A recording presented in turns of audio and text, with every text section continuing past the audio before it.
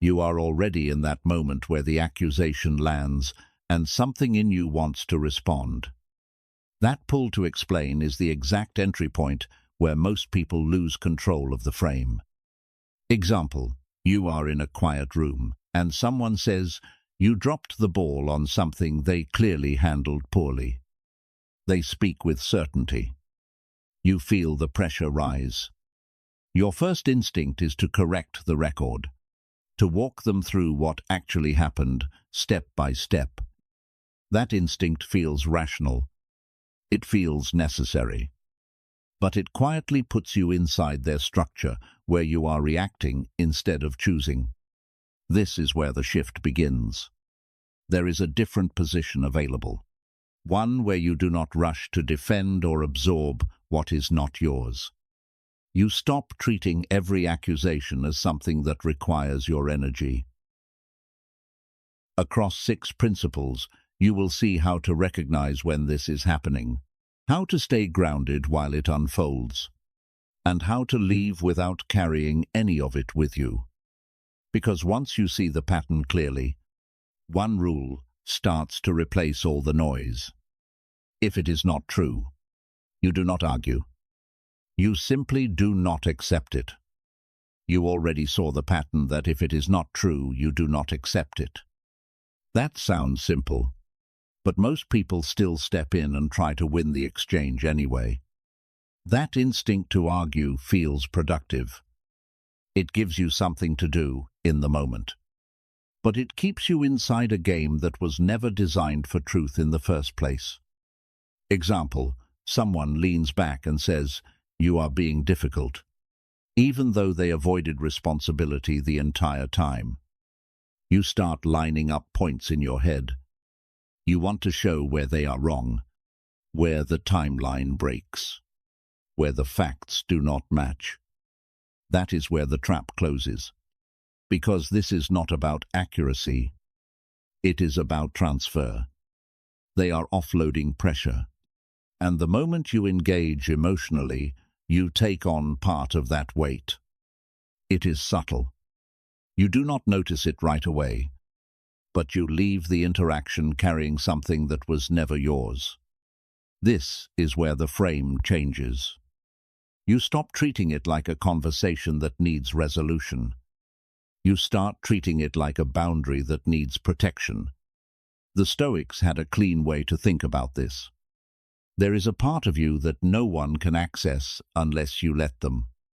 Your reactions, your judgments, your internal state. Picture it less like a discussion and more like a checkpoint. Every statement that comes at you is asking for entry. And once you see it that way, the next move becomes less about what you say and more about what you allow. Principle 1. Observe the first surge, propathia. That border you just imagined is where this starts to matter, because the first thing that tries to cross it is not their words. It is your reaction. You feel it before you can name it. And that is the part most people mistake for truth. You always do this. Your chest tightens. Your heart spikes. It hits fast, almost mechanical, like your body is answering before your mind even shows up. That speed makes it feel convincing, which is where people get pulled in. Example, you are in a quiet room and the tone suddenly shifts. The accusation lands and your system flips on. Heat rises in your face. Your shoulders tense. There is a strong pull to jump in and fix it, explain it, shut it down. That pull feels urgent, but it is not evidence. It is activation, nothing more. And that distinction is where control begins. The Stoics separated this cleanly. The first surge is automatic. What follows is yours. Most people collapse those into one moment and treat the reaction as proof that something is wrong with them. It is not. Treat that first hit as a signal, not a conclusion. That sounds simple, but it feels awkward in real time. Silence stretches. You can almost hear the pressure building to respond, just to end it. Hold it anyway. If you can watch the surge without adding a story, even for a few seconds, you create space. And that space is leverage. Track one thing. Did you react on contact, or did you delay it? That small delay is the line between being pulled in and staying at the border, which sets up the next move where you decide what actually deserves your attention. Principle 2. Separate control from noise. That small delay you created is where this next mistake usually slips in. Because once you pause, the mind tries to regain control by solving the wrong problem. It shifts from reacting to fixing how you are seen, and that is where the trap resets. They think I'm guilty. You feel the urge to clean it up, to line up facts so everything makes sense again. It feels reasonable, even mature, which is why it is so easy to walk straight into it. Example, you are sitting across from someone and they repeat the claim with certainty. You start assembling your defense out loud. Dates, messages, context. They cut in, distort one detail, skip another, and suddenly you are working harder than they are. That imbalance is the signal, because you are now operating inside their frame instead of your own. The Stoic split is simple. Their view belongs to them. Your consent belongs to you. When those get mixed, you end up managing something you cannot control. Draw a hard line between the two. It feels off at first to hold back. There is a quiet tension when you do not explain, like you are leaving something unfinished. That discomfort is real, and it passes. Try one sentence and nothing more. That is your view. I do not share it. Then stop talking. Watch what you did. Did you chase agreement or hold your ground? Because the moment you stop trying to edit their perception, you take your attention back. And that shift is what allows you to strip the emotion out of their words entirely. Principle 3. Neutral language kills emotional hooks. That moment where you stopped chasing their approval is exactly where your own language can pull you back in. Because the story you tell yourself decides how much charge stays in the room. You took your attention back. But the next leak happens in how you label what is happening. They're attacking me. This is unfair. It feels precise, almost justified. But those words carry weight. They load the situation with meaning before you even respond. Example, you are in a meeting and someone says, "You dropped the ball." Your mind fills in the blanks fast. They are disrespecting me. They are respecting to make me look incompetent.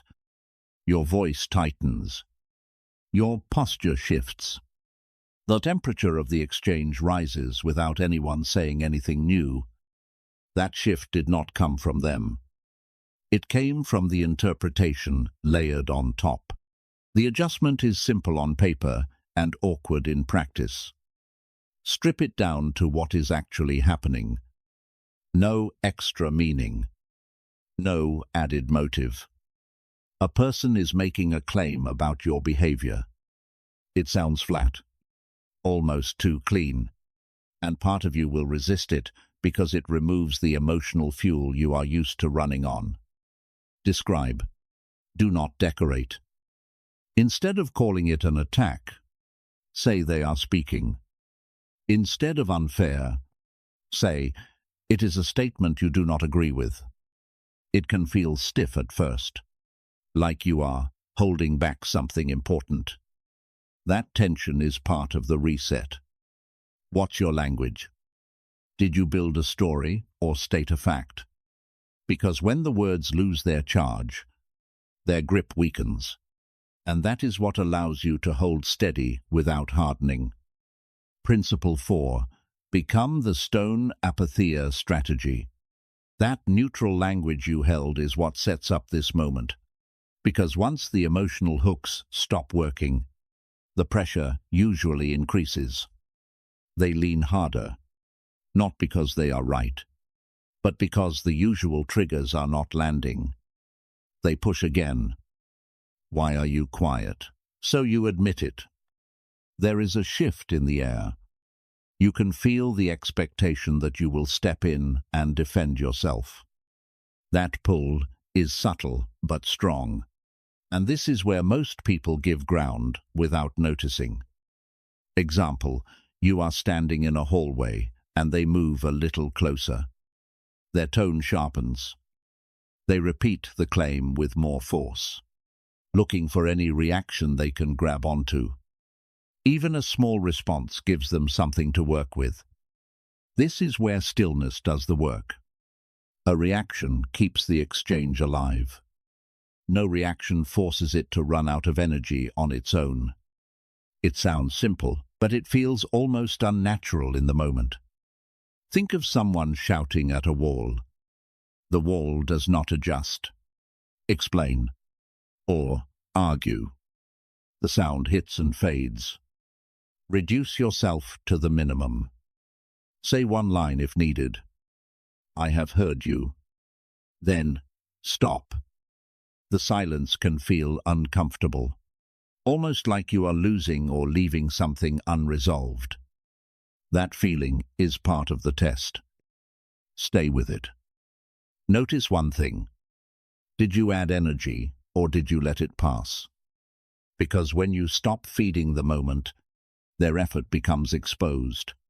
And that is where a different kind of clarity starts to show. Principle 5. See the moral blindness. That stillness you held starts to reveal something. Because once you stop feeding the exchange, patterns become easier to see. You notice they are not adjusting, not recalibrating, just repeating with the same certainty. They keep pushing the same line. Example, you are standing there and it clicks. You answer one point and they jump to another. You stay calm and they press harder. There is no pause, no reflection, just a loop that keeps resetting. That loop is the signal. Most people take that personally and feel targeted. It feels like a deliberate attack, like someone is choosing to distort things to win. That interpretation adds heat, and the heat pulls you back in. There is another way to see it. Instead of assuming intention, look at capacity. They are not carefully crafting a strategy. They are operating from a narrow frame they cannot step outside of. That shift is quiet but powerful. Interpret behavior through limitation, not malice. It does not excuse what is happening, but it explains why logic rarely lands. You are trying to reach someone who cannot see the angle you are pointing to. That realization can feel frustrating.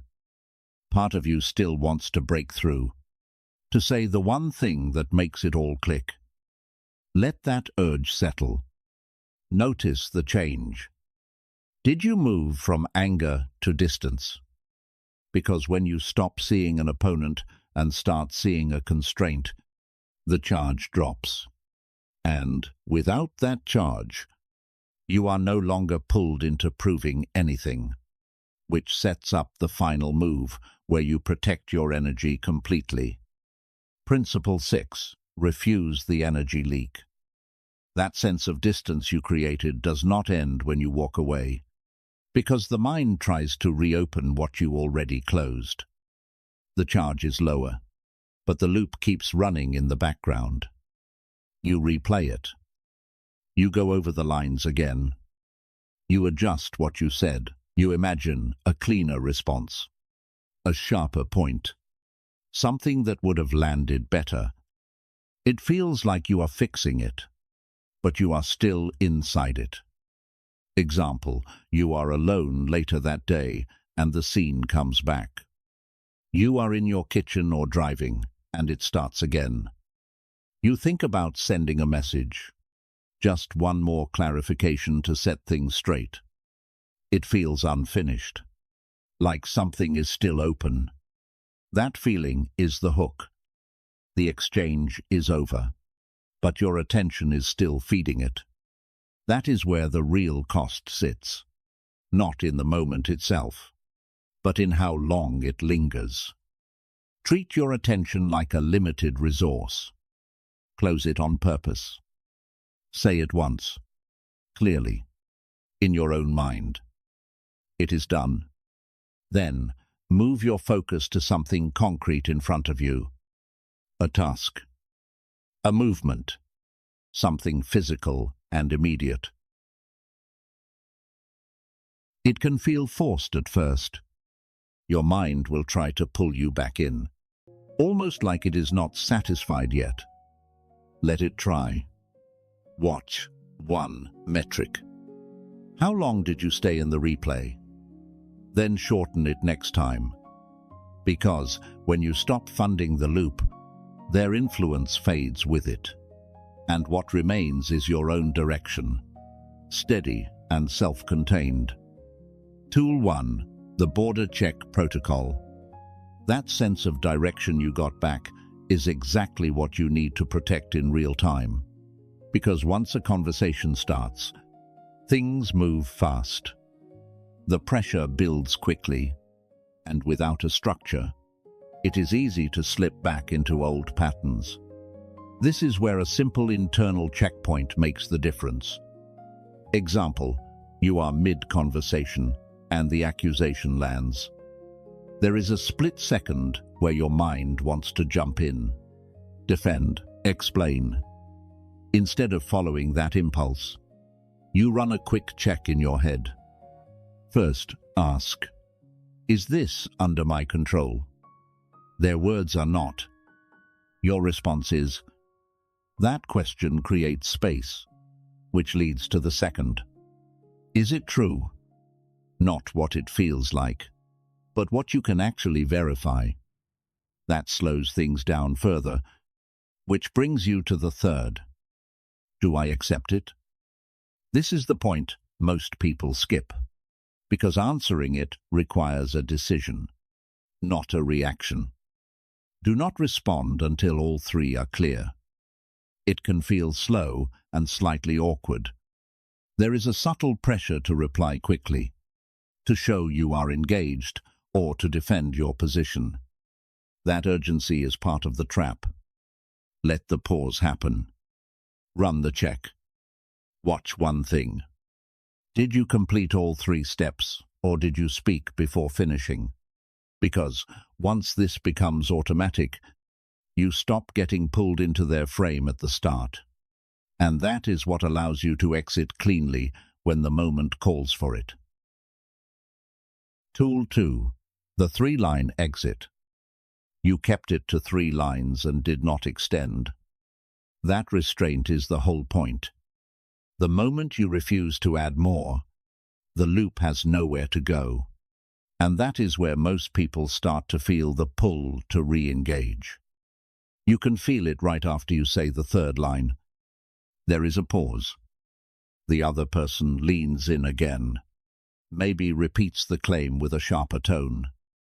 Part of you wants to smooth it out, to add just one more sentence so it does not feel so final. That is the exact moment this breaks down. Example, you are standing there and they say, so you are just walking away. The urge to defend that choice shows up fast. It feels like you need to explain why you are done, to make it reasonable. That is the trap. You already said enough. Repeating or expanding only reopens the exchange. Stay with the structure. Acknowledge once. State once. Close once. Then hold your position without filling the silence. It will feel awkward. That tension in the air can feel like you are doing something wrong. You are not. You are ending something that usually drags on. Track one thing. After your third line, did you stay quiet or did you add more? Because the discipline is not in saying the lines. It is in what you refuse to say after them. And that is what makes the next move possible when words are no longer needed. Tool 3. The silent pivot. You held the line after the third sentence and did not reopen it. That clean exit is what makes the pivot possible, because without it, your attention is still hooked to the exchange. You can feel the pull right after you leave. The scene replays. Small details get sharper, and part of you wants to go back in your head and finish it properly. That is how the door stays open, even when you are no longer there. Example, you step outside or sit back down at your desk and your mind drifts straight to the last thing they said. You reach for your phone or stare at nothing, still inside the moment. This is where direction replaces drift. Pick something real and immediate. Open the document. Send the email. Start the task that was already in front of you. It can feel forced. Your body still carries some tension, and switching focus that quickly can feel unnatural. Almost like you are skipping something important. You are not skipping it. You are closing it. Move your attention before your mind negotiates. Crack one thing. How long did it take before you engaged with something concrete? Because speed matters here. The faster you pivot, the less space the interaction has to settle in your system. And once that becomes a habit, you stop carrying that residue forward, which is exactly where most people lose control again later. You redirected your attention and refused to carry the residue.